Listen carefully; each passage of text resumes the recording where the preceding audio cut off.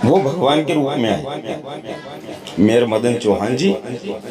मैं मनदीप और आप देख रहे हैं यमुनानगर सिटी न्यूज़। और आज हम पहुंच चुके हैं यमुनानगर के आज़ाद नगर गली नंबर 4 में, जहां पर एक ऐसा परिवार के ऐसे सदस्य जो 21वीं सदी में नरकीय जीवन जीने को मजबूर थे, जिनके हालात बद से बदतर थे, जिनके पास रोजगार नहीं था, लेकिन जिन्होंने शायद इस जन्म में अपने आलीशान बंगले को लेकर या अपने सपनों के घर को लेकर कल्पना भी नहीं की थी। लेकिन आज वो किन हालातों से गुजर रहे हैं, किस तरह का जीवन जी रहे हैं, और अगर अच्छा जीवन, खुशहाल जीवन जी रहे हैं तो इसका मेन क्रेडिट किसे जाता है, आज उस घर की तस्वीरें मैं आप लोगों के साथ साझा करने जा रही हूं। परिवार के लोग हमारे साथ जुड़ने जा रहे हैं, और साथ ही साथ जो आस पड़ोस है, जिन्होंने हमेशा से इस गरीब परिवार का आगे बढ़कर साथ दिया है, जिनके लिए भगवान के आगे प्रार्थना की है कि इनके इनका जो जीवन है वो अच्छा और बेहतर हो सके, उसके लिए वो आस पड़ोस के जितने लोग हैं वो भी हमारे साथ लाइव जुड़ने जा रहे हैं। तो चलिए आज़ाद नगर की गली नंबर 4 के उस घर से देखते हैं लाइव तस्वीरें और दिखाते हैं आज वो लोग किस तरह का जीवन जी रहे हैं।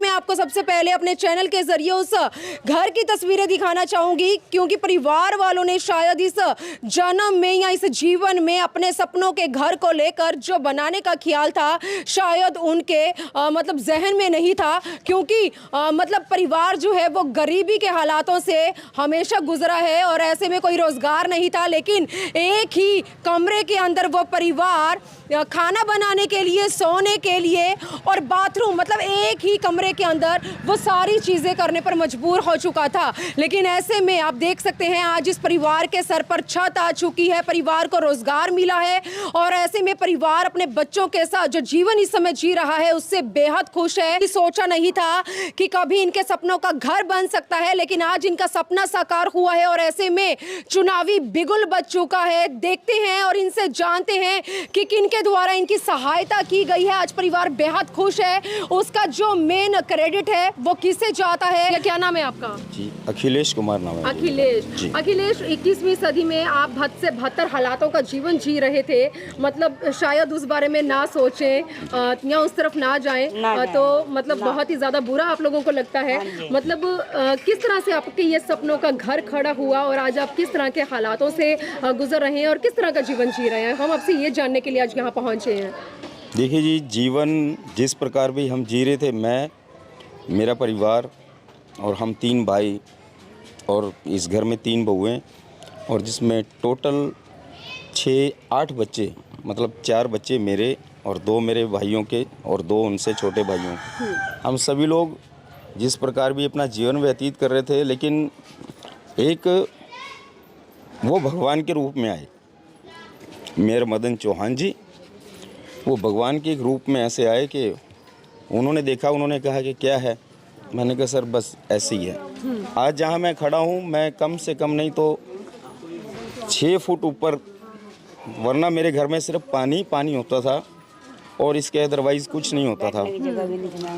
मेरे पास कुछ नहीं था और मेरे पूरे परिवार के पास कुछ नहीं था। माता पिता के गुजरने के बाद भी हमारे पास कुछ नहीं था। मेयर मदन चौहान जी का ऐसा आशीर्वाद मिला कि उन्होंने हमारे को एक छत दी, और हम तीनों भाई और सारे बच्चे आज अपनी अपनी छत के नीचे हैं, तो केवल मदन चौहान जी की वजह से। जिस समय आप इस तरह के हालातों का सामना कर रहे थे, आपको इस गली के इस घर में, जो आपका वो पहले वाला घर था, कितने साल आपने गुजारे यहाँ पर जी? 32 साल हो गए मुझको।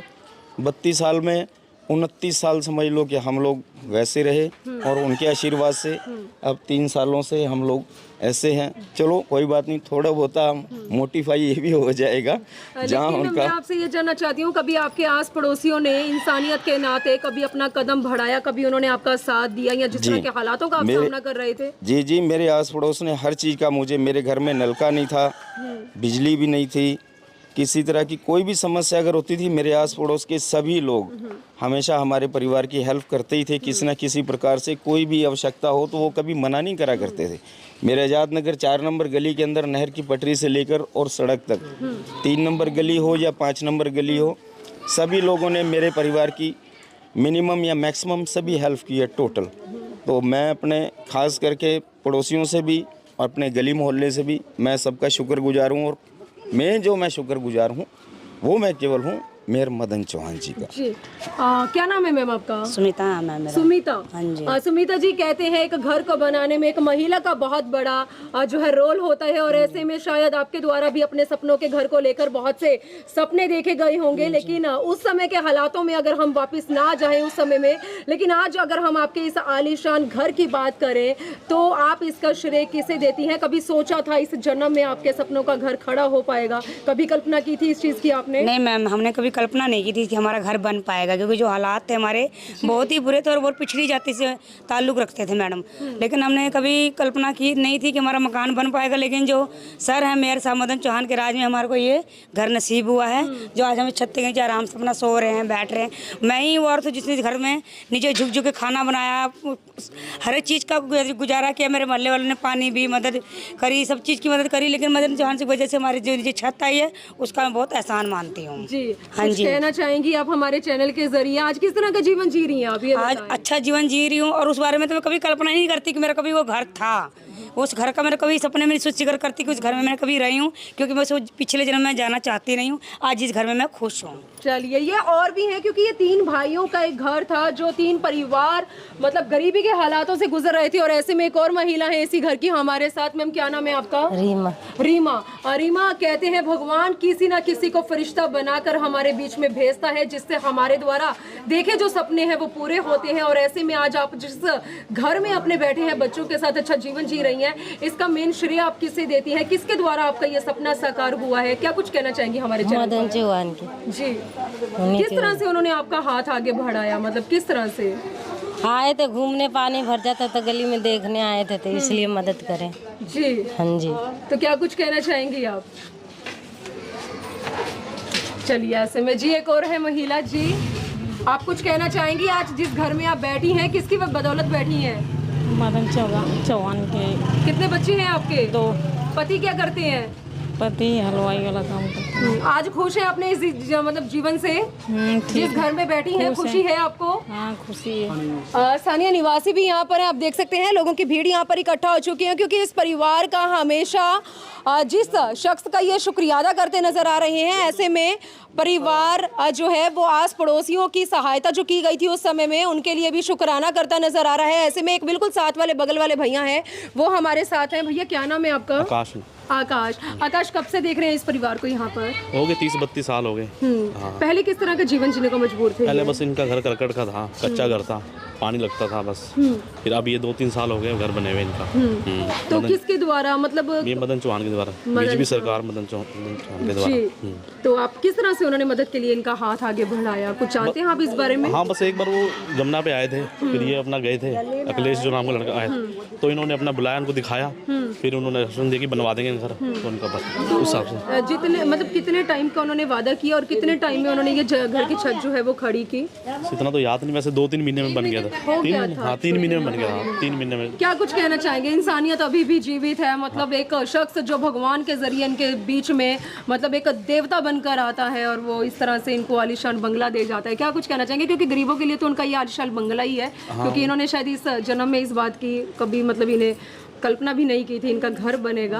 अब बस ठीक है, अच्छी सरकार है, काम कर रही है, इनका काम हो गया, कहने का मतलब बस ये है, बस तो ठीक है। चुनावी बिगुल बच्चों का है, जानते हैं? हाँ, MLA इलेक्शन है। क्या कुछ देख रहे हैं इस बार यमुनानगर में? किस तरह का रुझान जारी है आप लोगों की ओर से? देखो वैसे तो मिक्स है अभी तो फिलहाल, देखो क्या तो बीजेपी ही आए, आनी तो बीजेपी है वैसे। हाँ जी अंकल जी।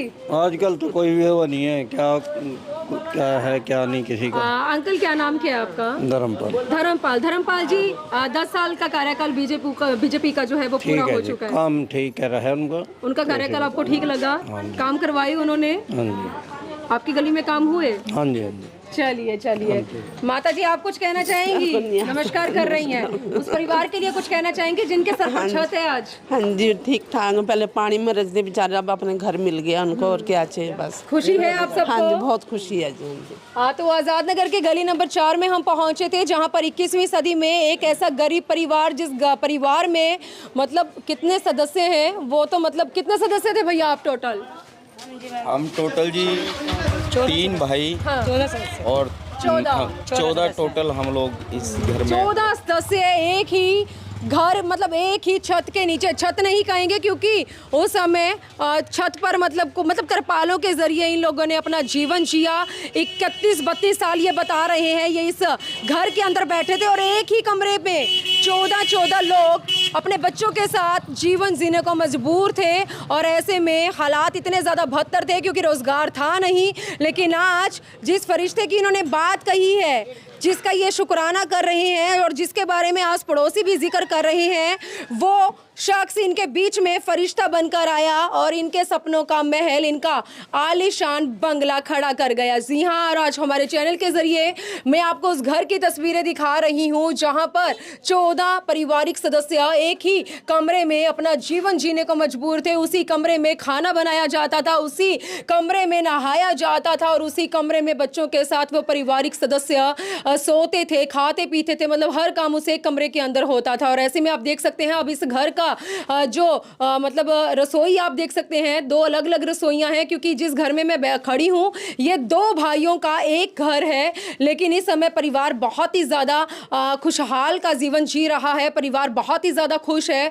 और ऐसे में परिवार हमारे चैनल के ज़रिए उस शख्स का भी शुक्रिया अदा करता नज़र आ रहा है। तो आप देख सकते हैं 21वीं सदी में ये लोग किस तरह का जीवन जीने को मजबूर थे, लेकिन आज किस तरह के हालातों से भी जूझ रहे हैं और किस तरह का जीवन जी रहे हैं। तो एक अच्छी खबर के साथ में आज़ाद नगर के गली नंबर 4 से लाइव जुड़ी थी। इंसानियत को पेश करने वाली, इंसानियत की मिसाल कायम करने वाली ये खबर है। तो मेरी आप लोगों से अपील रहेगी, आप लोग इस खबर को शेयर करें क्योंकि यमुनानगर में अभी भी ना जाने कितने परिवार ऐसे हैं जो 21वीं सदी में गरीबी के हालातों से गुजर रहे हैं और इस तरह का नरकीय जीवन जीने को मजबूर हैं, लेकिन मजबूर हैं, कुछ कर नहीं सकते हैं। देखते हैं उनके लिए कौन फरिश्ता बनकर आता है और कौन उनके लिए सपनों का घर खड़ा कर जाता है। ऐसी ही एक और नई स्टोरी के साथ मैं आप लोगों के बीच में लाइव जुड़ूंगी। तो मेरी आप लोगों से अपील रहेगी, आप लोग इस खबर को ज़्यादा से ज़्यादा शेयर जरूर करें। वीडियो जर्नलिस्ट मनप्रीत के साथ यमुनानगर के आज़ाद नगर के गली नंबर 4 से मनदीप कौर की रिपोर्ट।